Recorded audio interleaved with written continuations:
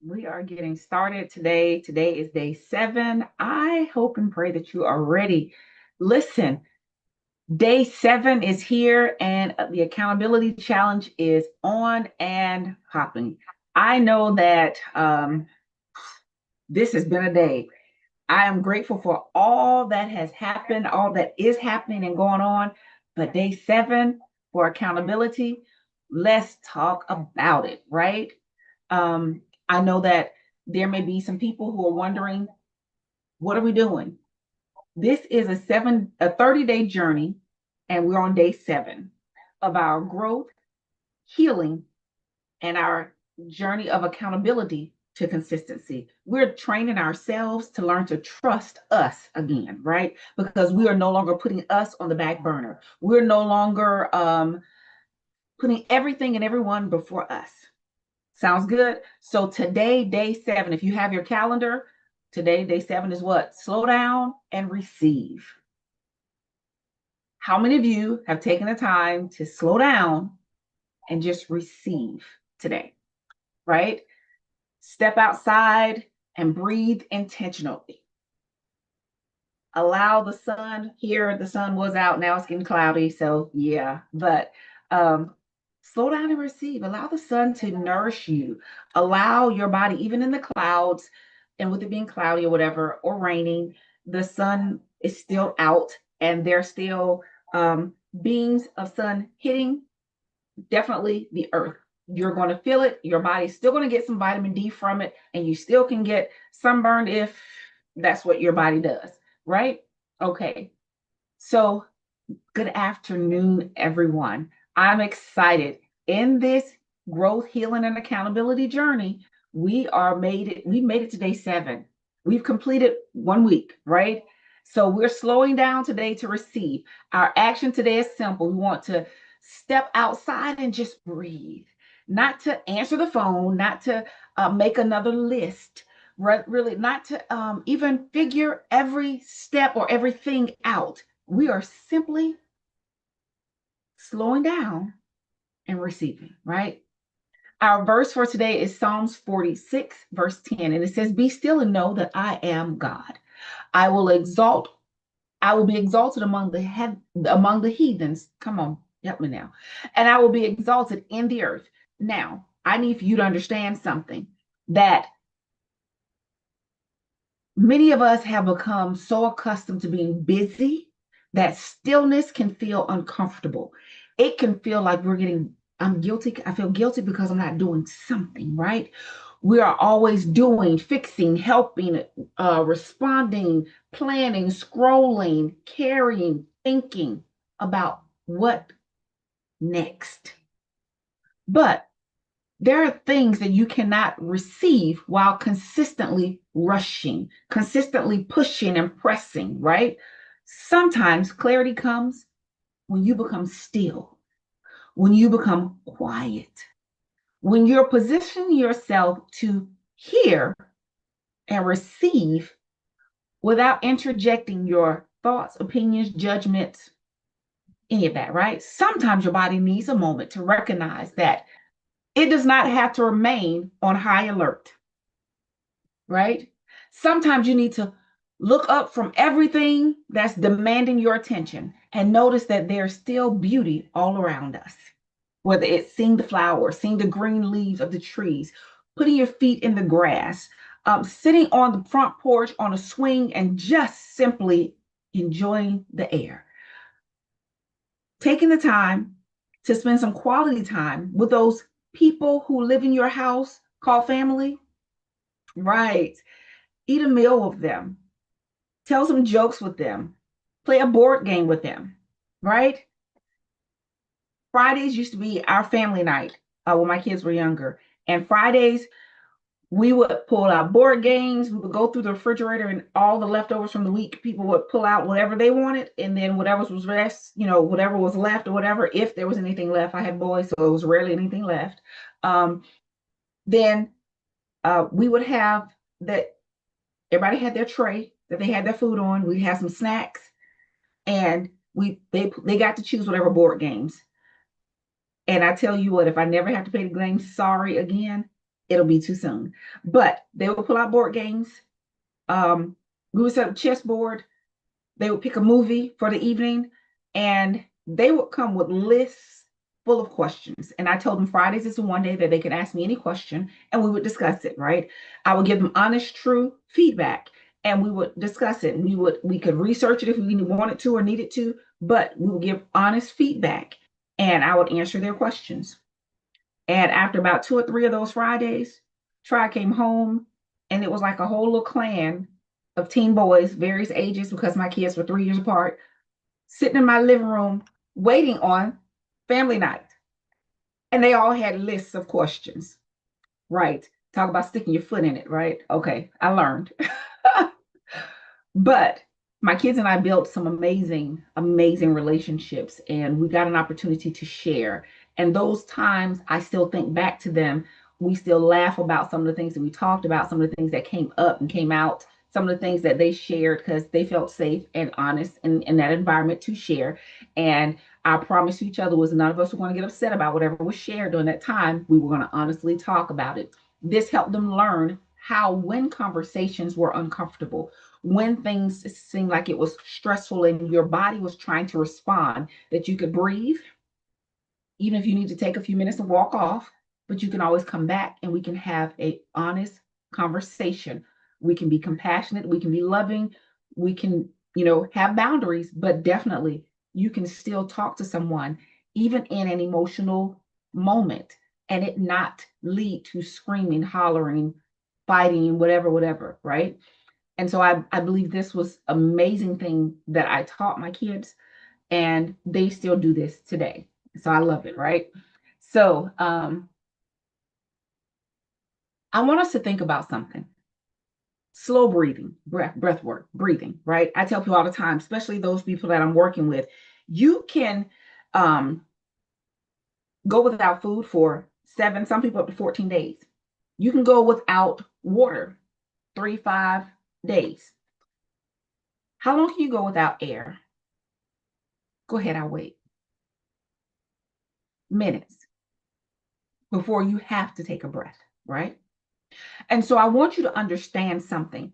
With this knowledge, then understand that oxygen is a major part of your internal body working properly.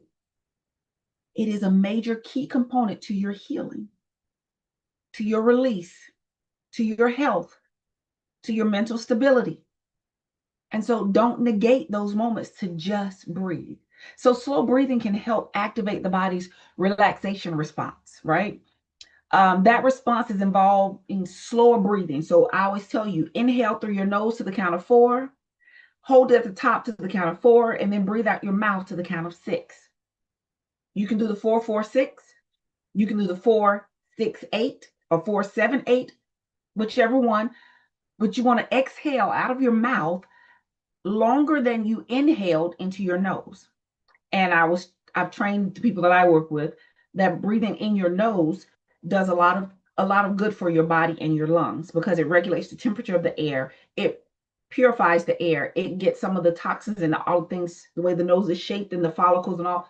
It cleanses some of the air and make sure that when it hits your lungs, it's the right temperature. It doesn't overwhelm them. It's not a shock to the lungs, but it's also regulating the levels of, oxygen, carbon dioxide, nitrogen in the air that you're inhaling. It regulates it so that when it hits your lungs, it's exactly what your lungs need. That's the importance of breathing in your nose.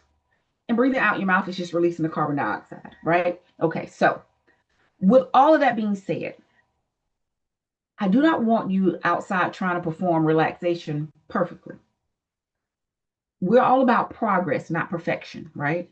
So I want you to notice the temperature, notice the sky, notice a tree, notice the sounds of the birds, notice the breeze blowing against your skin, notice your feet touching the ground, notice your breathing. Notice something that you have been moving too quickly to appreciate, right? Then ask yourself, what is available to me in this moment that I have been too distracted to receive? Maybe it's peace. Maybe it's a perspective. Maybe it's gratitude. Maybe it's the permission to stop pushing and rushing. Or maybe it's simply the realization that I am here, I am breathing, and this moment deserves my attention. Today's gratitude prompt: what beauty did I notice today? Right? So the people came and cut the grass yesterday. So all of the beautiful dandelions were taken out. But the beauty is, I see a few of them that still remained, and they are shining extra bright and yellow with the sun, a little bit of rain that keeps falling, and so forth, and they are peeking through. And I find it interesting that as the sun sets, those beautiful yellow, vibrant colors of dandelions, they actually close up at night. And then when the sun comes back up, they open back up. So I'm learning to appreciate the little things, right? So beauty does not have to be extraordinary. Maybe it was sunlight coming through a window. Maybe it was the sound of someone's laughter. I love to hear children laugh, right? Maybe it was a flower. Maybe it was the sky.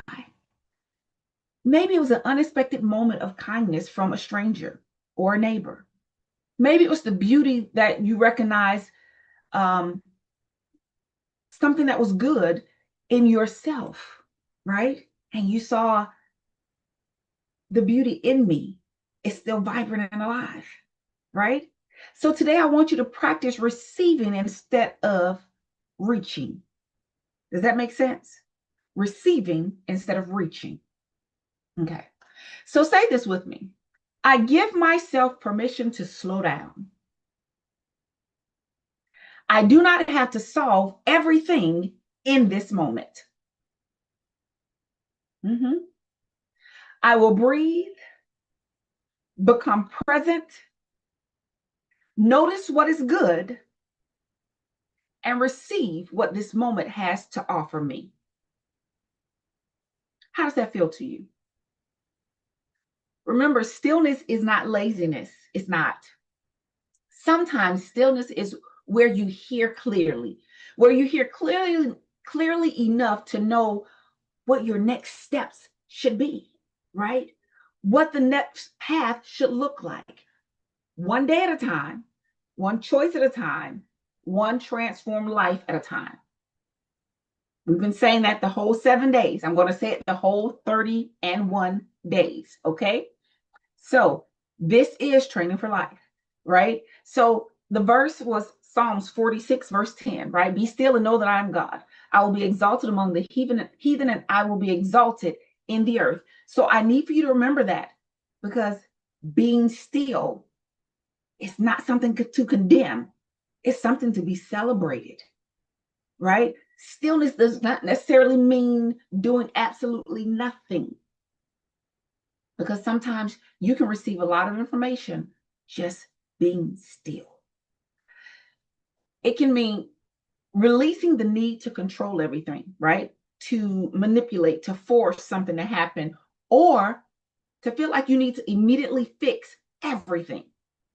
How many of us know that doesn't generally work out in our favor, right? So stillness becomes an intentional interruption of your urgency. Did you catch that? So before reacting, pause. Before deciding, take a deep breath or 3. Before assuming the worst, become grounded. And know, knowing requires more than intellectual information. We talked about that, right? Information, knowledge, wisdom, right? So there's a difference between saying you believe something and becoming grounded enough to live from that belief. Does that make sense? Give me some thumbs up, give me some hearts. Talk to me, people, so we can get through this. And thank you all for joining me. I am excited because this is day 7 of our journey of accountability, right?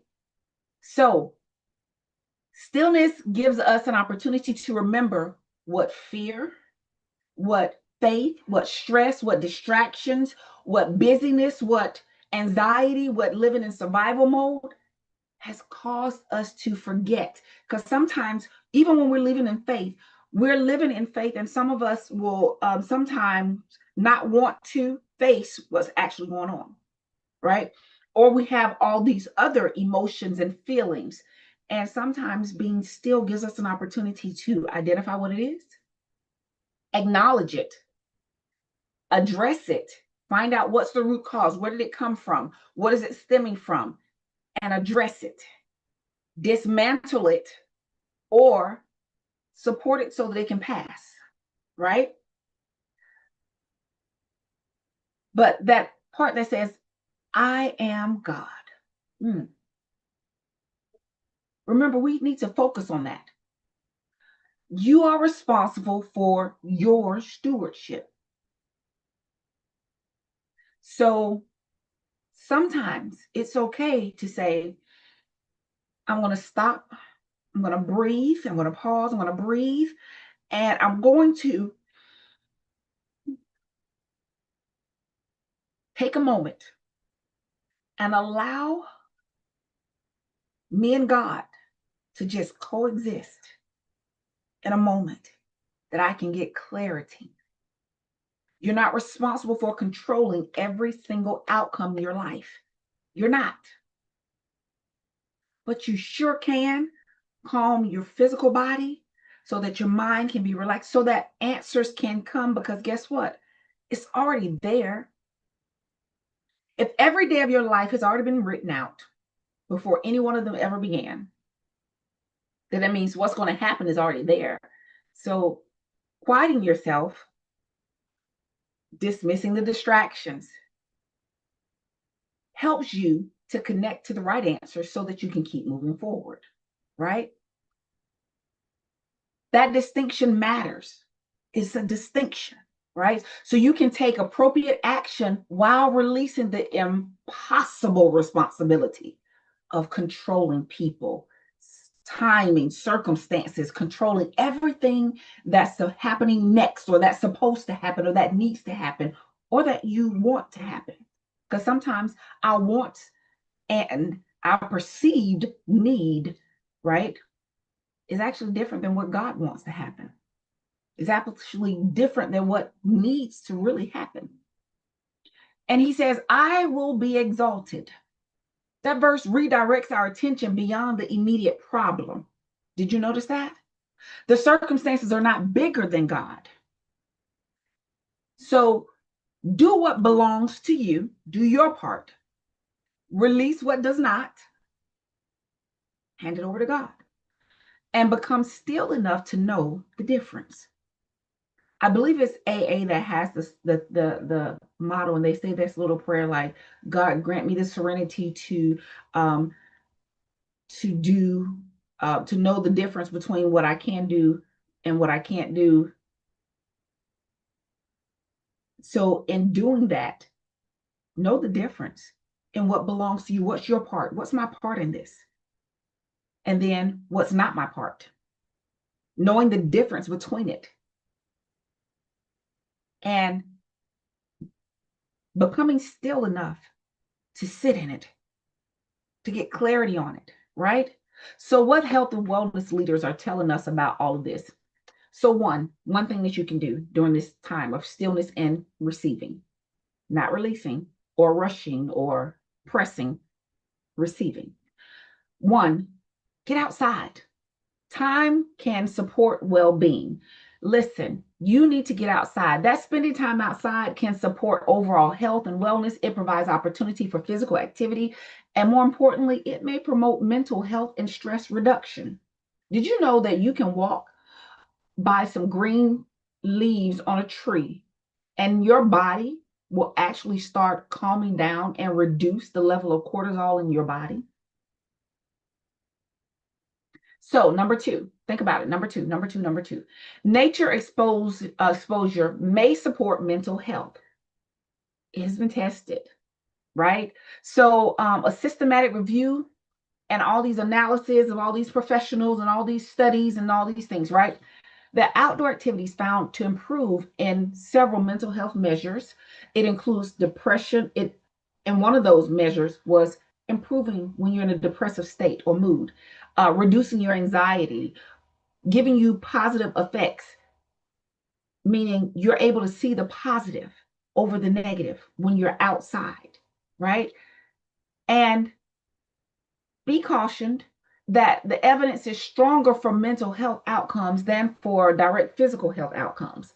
So, you know, everybody says go outside and take a walk and you can lose weight and da da da. All that sounds good, but guess what? Sometimes you just need to get outside to breathe in some fresh air, to clear your mind, to get out in nature so that your body can do what it naturally does when it's outside.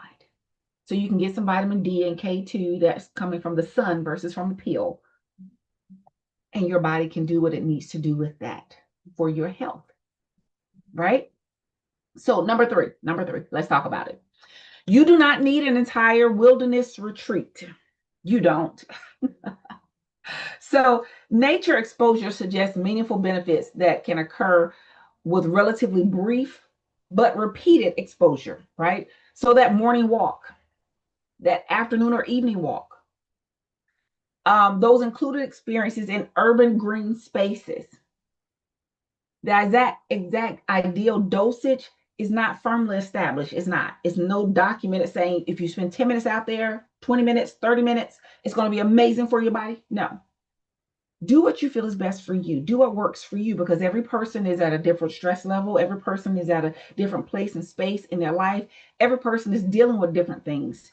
And so do what works best for you and your body and your mental health, right?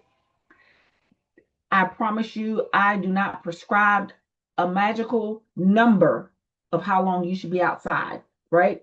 As far as minutes.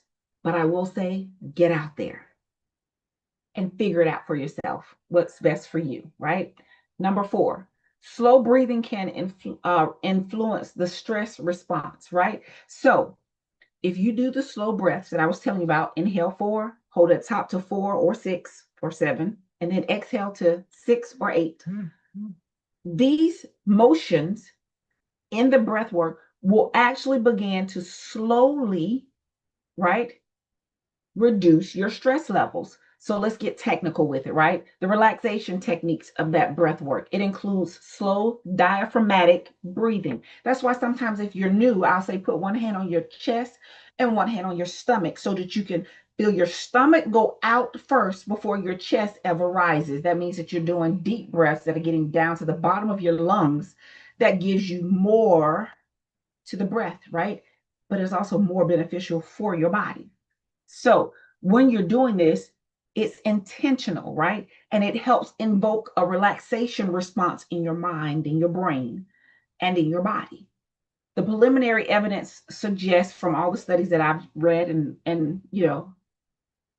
internalized that the slow breathing can reduce the perceived stress, and it modestly affects certain psychological or physiological measures that are going on inside your body. So, number 5, let's keep going. Breathing should be comfortable, not extreme. I don't want you sitting there going, no, we're not doing that. I want you to just breathe, but be a little bit intentional. One on your chest, one on your stomach, and feel the stomach go out first.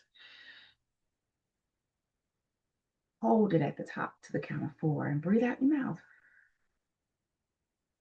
That doesn't look all that strange, right? Because you're sitting out on the front porch, you're sitting on the side of the porch, and you got your feet in the grass, grounding, and you just breathe. Put one hand on your stomach. You don't even have to put your hand on your chest. Just feel the stomach raise and go out before the chest raises or rises, right?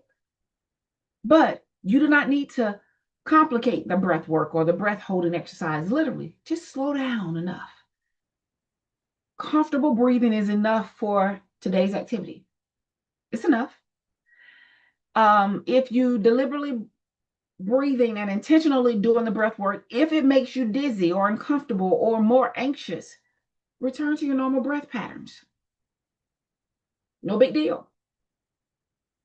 But I can tell you this: if you're grounding in the grass, and you're doing the breathing, the 4, 4, and 6, if you feel an increase in your anxiety, then I promise you, you're still letting your mind just take and have its way. Okay?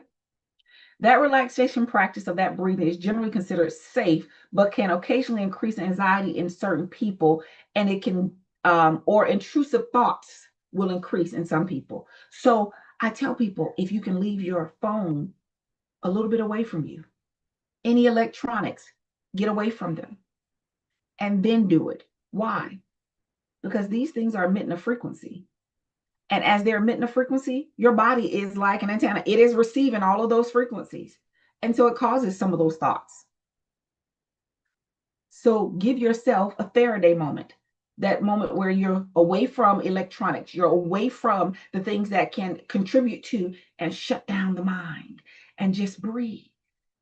Number 6, stress management is multidimensional. I need for you to know this, right? It's not just one thing that will help you reduce your stress. It's literally multidimensional. So, it's recommended that you have strategies, including regular movement, meaning move your body. Movement is exercise. We talked about that earlier this week, right? Deep breathing, prayer, meditation. Remember, I told you prayer is you praying and talking to God. Meditation is you sitting in the quiet with a pen and notepad and allowing Him now to talk back to you. Don't allow your conversation to God to be a bike path and a highway. You're doing all this talking, but when He starts talking, you don't have time to listen. Make some time to hear what else He has to say to you versus just simply coming with a daddy to-do list and you jumping up and running on with your day, right? Sufficient sleep. Please, please, please start getting you 7 to 9 hours of rest. And some people are like 7 to 9. Yep, 7 to 9 hours of rest. I know it sounds crazy, but I promise you, when your body is well rested, things seem a little bit more doable. Getting some social connections, gratitude journaling.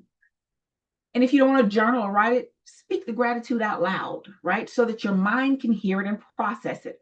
And getting outside into the sunlight, into the atmosphere, into the air, breathing. No single tool needs to carry the entire responsibility of your well-being. So incorporate all the tools that you know, staying hydrated, eating a balanced, nutritious meal, right? Protect yourself outdoors. Number 7, protect yourself outdoors.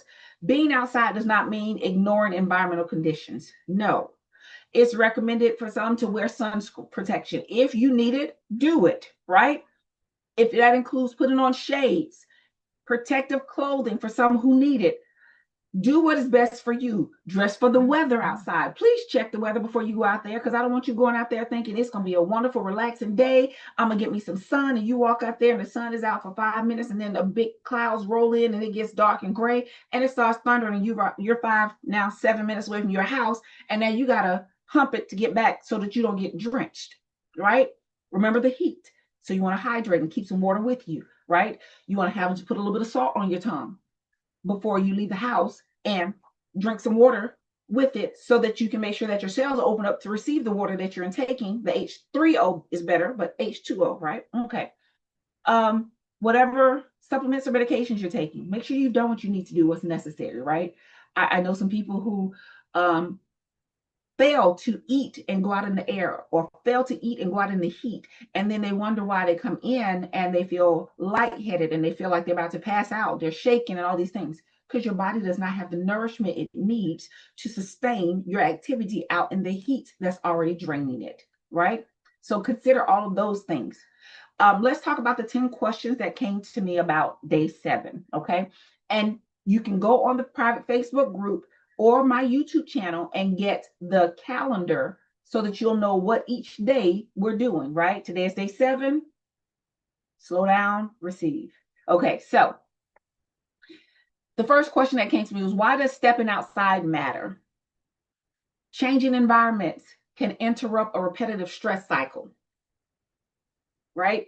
It gives you an opportunity to redirect your attentions to what's going on around you. Outside environments also improved opportunity for movement, for daylight, for sensory engagement, contact with nature, one of our favorites, right? Research supports that between nature exposure and aspects of mental wellness. That connection means that it helps you stay mentally healthy and well balanced, right? Sometimes changing the environment helps you change your internal experience, right? Everyone is different. Your experience may not be mine, but go outside and see what your experience is. Number two, how long do I need to stay outside?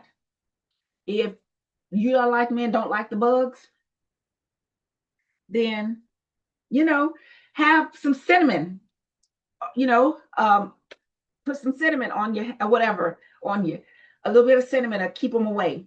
Um, you can do some bug repellent, or you can, say any of those things to keep bugs away. Do what you do is best. Look up your natural way that you would like to have so that you can make sure bugs don't come. I don't particularly care for bugs, but I do love nature, so I like to see them in their own element. I just don't like their element to, infringe upon my space. And so if I'm outside, then I know I'm in their home, so I'm not going to bother them. But if they come in my home, we have an issue, and I'm going to try to escort you out, and hopefully you'll follow the escort. But if you don't, then there are other issues and other things that have to happen at that point, right? So now, how long do you stay out there? There is no universal number that is guaranteed for the results, right? It could be 10 minutes of intentional staying outside, looking at trees, walking around. It can be 5 minutes if that's all the time you have. It can be a 15-minute walk after your lunch and 15 minutes after dinner, before the sun sets. That'll give your mind and your body the opportunity to experience outdoors, but also give you opportunities to reset, to do the sensory things, to calm your body enough to help your body say, hey, I can start releasing melatonin because the cortisol levels are dropping. And now I can start relaxing, right? So what works for you is what works for you. The emphasis is not a stopwatch. It's literally presence, right? I'm outside. Number three, what if I cannot go outside? Then modify it. Open the window, open the blinds, open the window, at least get the fresh air to come in. And sometimes if I open the window too soon after my neighbor's dog has been outside, then I smell dog. So I don't like that smell. So I close the window back for a while, right? And let that die down. And then I'll go back and open the window or open the patio and go outside or whatever. But again, you do what works for you. Look outside, sit on the porch, spend time near plants. It's always good to have a mother-in-law or, plant in your the mother's in your house because it detoxes the air, right? Certain plants are spider plants, wonderful for detoxing the air, right? Move to a brighter room if you can't go outside. Listen intentionally to nature sounds. So there are other things that you can do to still get the stimulation. Even have a grounding mat like I have under my desk. Have your feet on a grounding mat. Have a grounding mat on my bed. Have a grounding mat that helps you ground, and then do the plant thing. Open the window, open the blinds, all those things, right? So if you are physically able to access outdoor spaces, actually nature exposure has the strongest evidence of being able to help your body relax and come out of fight and flight mode, right? So accountability means working with the capacity or the resources that you have today, not trying to extend yourself or stress yourself and I got to get outside. No, do what you can do until you can do better, right? What kind of breathing should I do? Keep it simple. Just try the inhale four through your nose, hold at the top for 4, breathe out your mouth to the count of 6. You don't have to do anything extravagant. Just slow your breath and try to clear your mind. Repeat it for 5, 7, 10 cycles and see how relaxed you feel afterwards, right? Listen, I need for you to understand something. The tools I'm giving you, it's not a mandatory this way, this way, this way. No. We're finding out what works best for you. What works best for you works for you. What works best for me works for me. But do something so that you can start finding out, right? That diaphragmatic breathing, it is one of the most commonly known ways to start relaxing the body. And so try it. Number 5, what if slowing down makes me feel more anxious? That can happen. It can. For some people, quietness and certain relaxation exercises, it increases their uncomfortable thoughts or their uncomfortable sensations. I need for you to understand this. You don't have to force yourself through the experience. Instead, keep your eyes open. Do a slow walk outside. Name 5 things that you see in the space that you're in to pull you back into the space and center your mind to sort of help calm you down and stop those racing thoughts and the anxious feelings, right? Focus on your surroundings rather than concentrating intensely on the breathing. If anxiety persists in this time or significantly affects your daily functioning, guess what? Abandon it. You don't have to do it. We're doing what's best for you and what's working for you, right? So number 6, is being still the same as doing nothing? No. Intentional stillness can involve observation, praying, reflection, breathing, listening, journaling, simply allowing your nervous system to a break from the constant demands of the day, right? I define stillness as intentional presence without unnecessary urgency. Does that work for you? Intentional presence without unnecessary urgency. This way, you don't have to, there's no expectations. Just sit and enjoy. Just be present in the moment. No expectations, no strain on yourself. Just be present in the moment. Number 7, can I walk during today's activity? Absolutely, please. Get out there, do it, do your thing. A gentle nature walk combined with outdoor exposure with physical movement, it's literally beautiful. So both of them can support stress management and reduction, right? And support general well-being, mental and physical. So including nature walks with your stress management, it not only has medicinal benefits, physical benefits, mental health benefits, but guess what?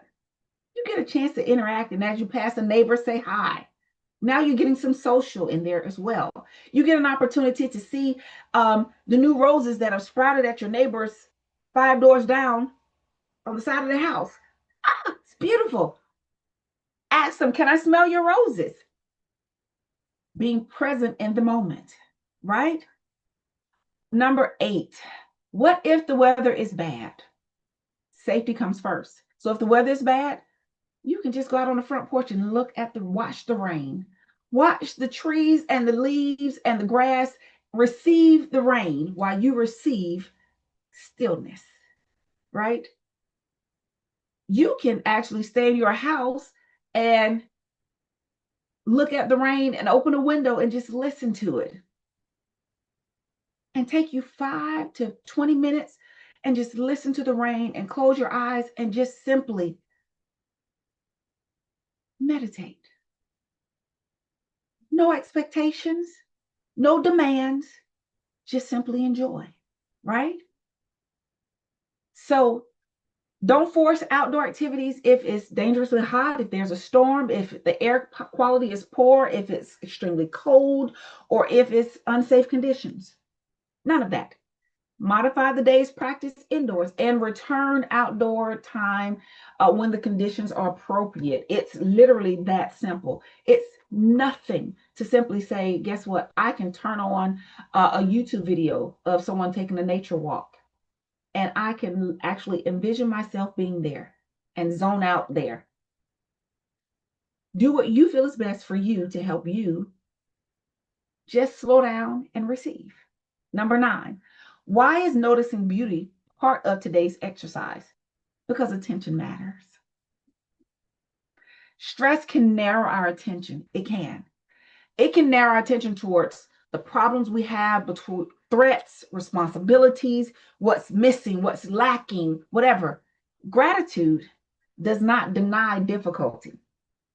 Gratitude, literally, especially when you're intentional about it, it expands our awareness to include what is also good, meaningful, supportive, and beautiful. So, including gratitude among our practices is associated with positive psychological and physiological well-being and stress management. See how that works? So it's not that I want you to block out whatever is not working. No, let's see what else is. Acknowledge what is. Acknowledge the beauty around you, in you, right?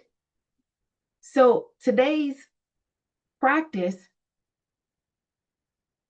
it can be spiritual, it can be physical, it can be mental, it can be emotional, whatever it needs to be, it can be that.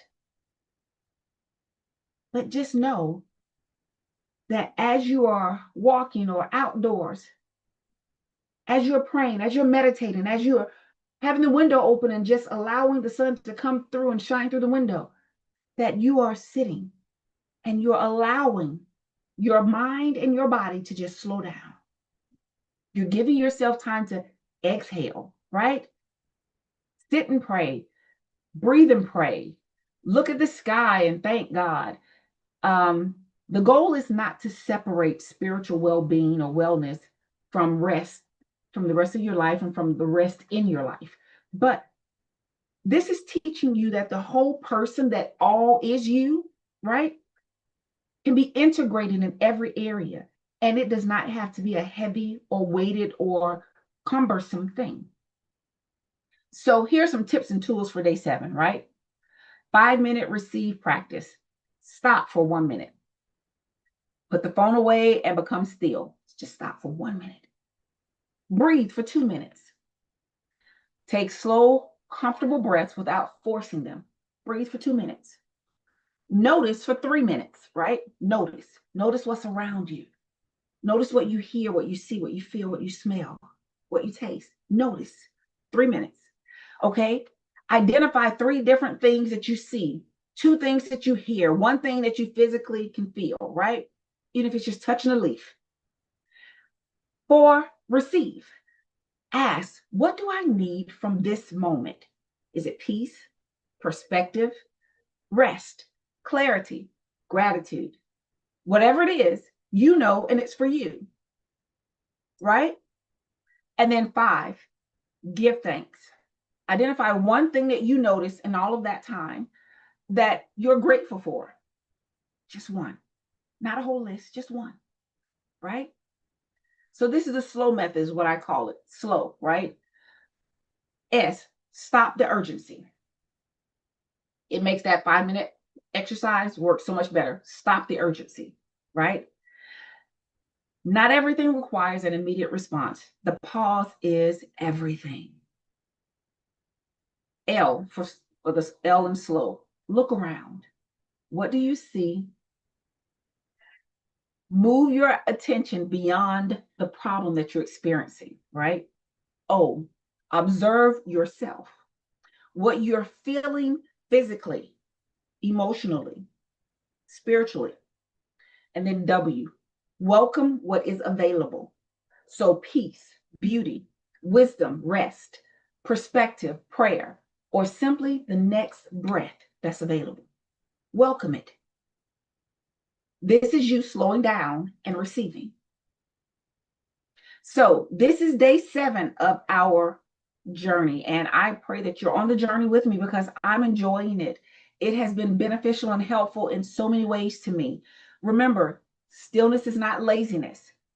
Resting your mind briefly does not mean that you need to abandon your responsibilities. It just means just that you're resting your mind briefly to give your body a chance to say, ah, right? You don't have to earn a pause. You can just take one.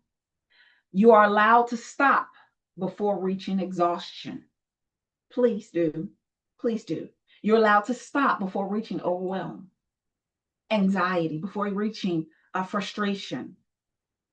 You're allowed to stop. Your breath is information. So breathe. Notice the breath. Notice what's going on without judging it, right? Nature is supportive. It's not magical. It's just supportive. So allow it to support, right?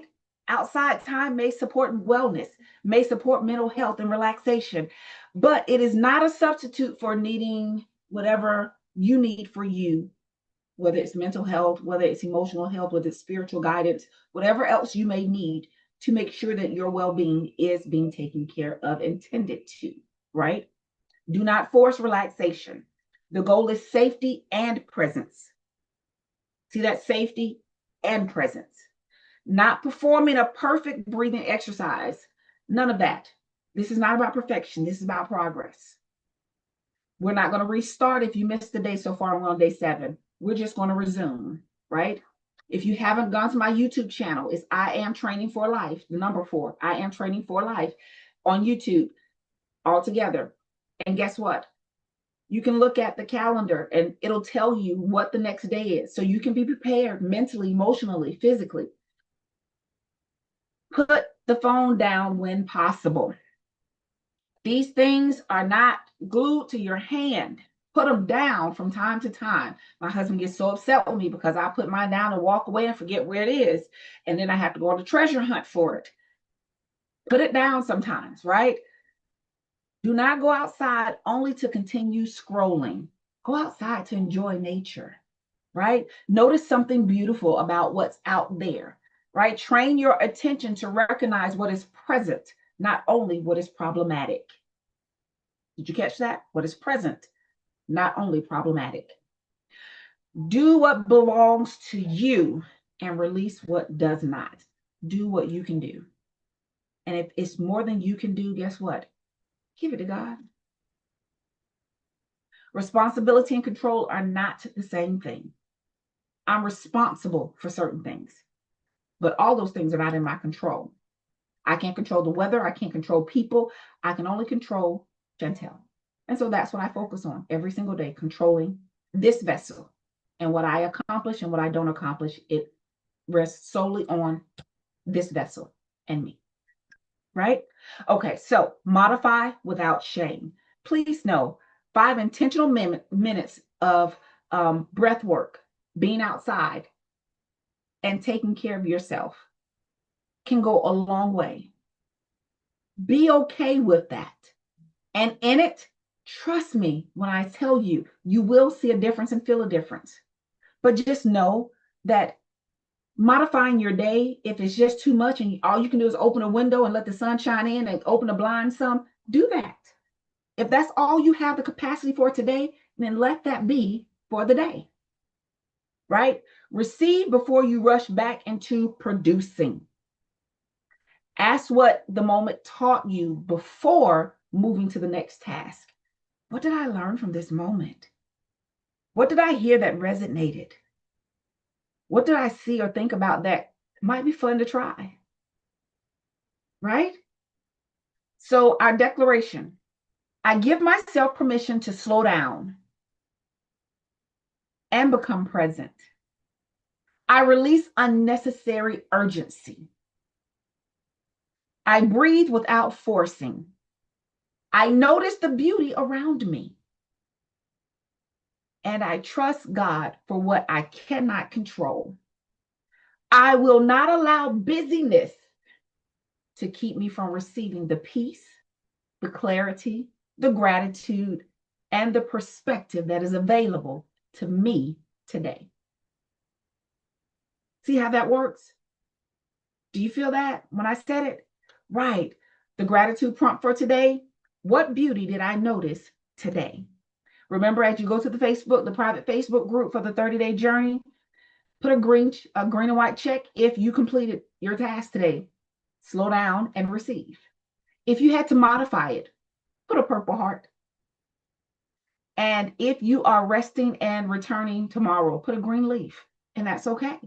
There is no judgment. We're here on this journey together. And we're learning to trust ourselves and be consistent to ourselves. I love you all to life. Go forth and have a wonderful and prosperous day.